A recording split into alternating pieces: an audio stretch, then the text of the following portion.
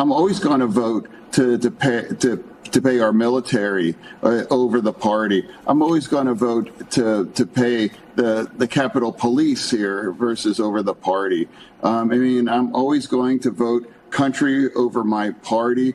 And if I pay a price within my base, that's something I'm willing to do. He's unwavering. He's also on a book tour. The Democrat Civil War. Election wins, but no unity. Pennsylvania Senator John Fetterman calling out his own party. But it doesn't end there. Bernie Sanders crashing Chuck Schumer's press conference. It was bizarre. Blasting his party leadership. No great secret. Of course there's an establishment. And of course there's a division within the Democratic Party. Well, the party leadership did not support Mamdani in New York, and he won.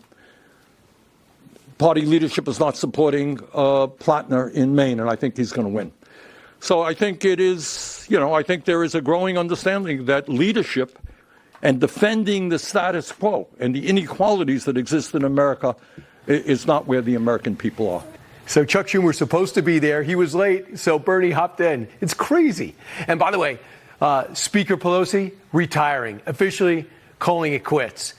85 years old. What was she waiting for anyway? She is so angry. She's leaving. Is Steny Hoyer next? What about Chuck Schumer? He won't even say if he's running again. And now, whether Democrats like it or not, socialist Zohran Mamdani is becoming the new face of the party, fresh off his big win in New York City. Kind of scary.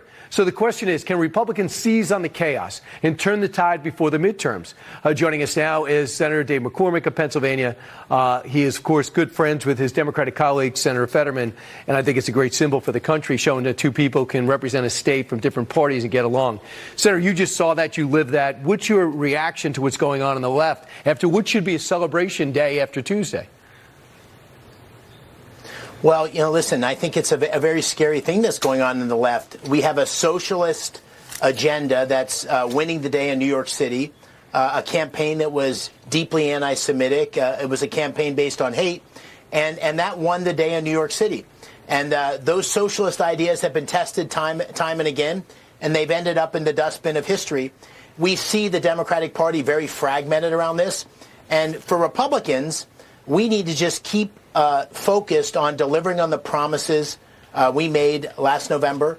We're making huge progress on that with President Trump's agenda, and we need to keep the pressure on.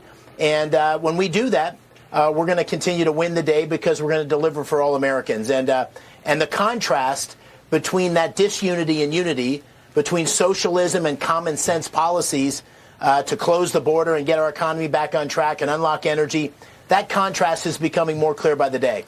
So I understand with energy, I think it's just a matter of time before the gas comes down. And unless you're in California, you're already experiencing that.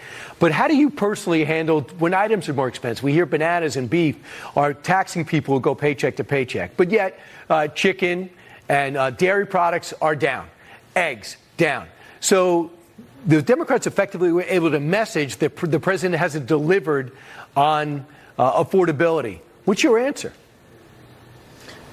Well, listen, first of all, I think we need to continue to stay focused on affordability because many Americans are living paycheck to paycheck, and that was what President Trump's agenda on. Under President Trump and the Republicans in the majority in the House and the Senate, we've delivered on all kinds of great opportunity for Americans. The child care tax credit, the no tax on tips, the locking in all the benefits of the big, beautiful bill. We've unlocked energy. We're deregulating. But it's going to take some time for those policies to take effect.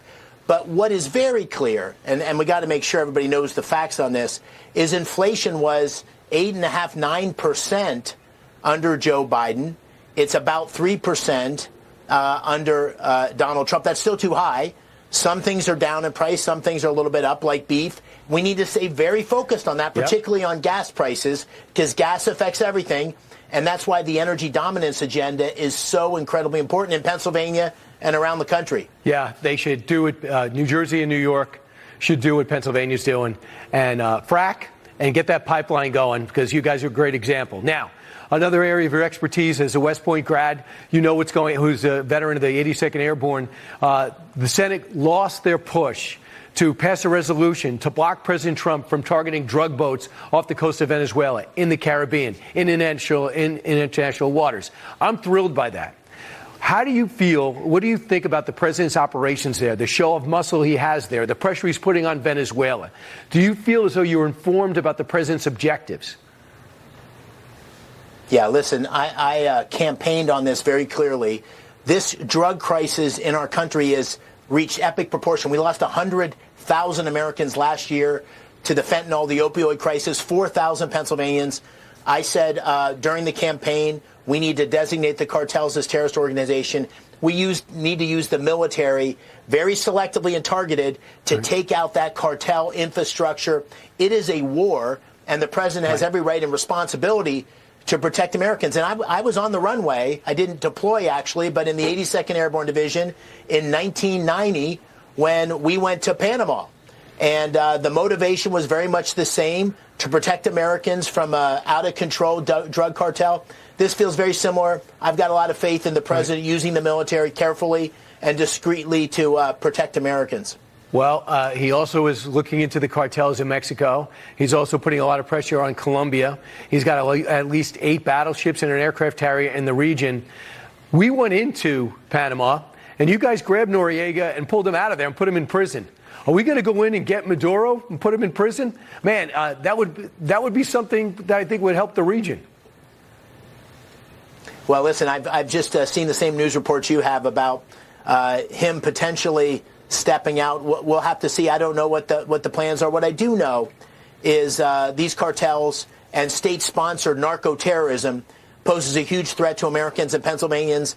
We need to protect America and Pennsylvania, and these efforts are designed to do that. And so I think we need to use the military very carefully and discreetly, but that's what's happening here. I understand the Secretary of War briefed the Gang of 12, I think it is, and at that time he explained exactly the ships, and he was able to show the video of what we're doing, and almost every Democrat, at least behind closed doors, was saying, "I get it now."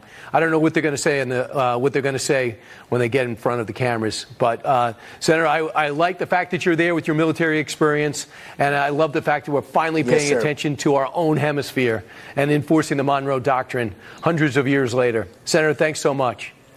I do too, Brian. Hey, one more thing, Brian, just for your listeners. Anybody that's living in New York and is worried about that socialism, they can come to Pennsylvania. We're a short train ride to drive away. And you have 2 senators from different parties setting a great example, watching each other's back, getting along. Senator Dave McCormick, thanks so much.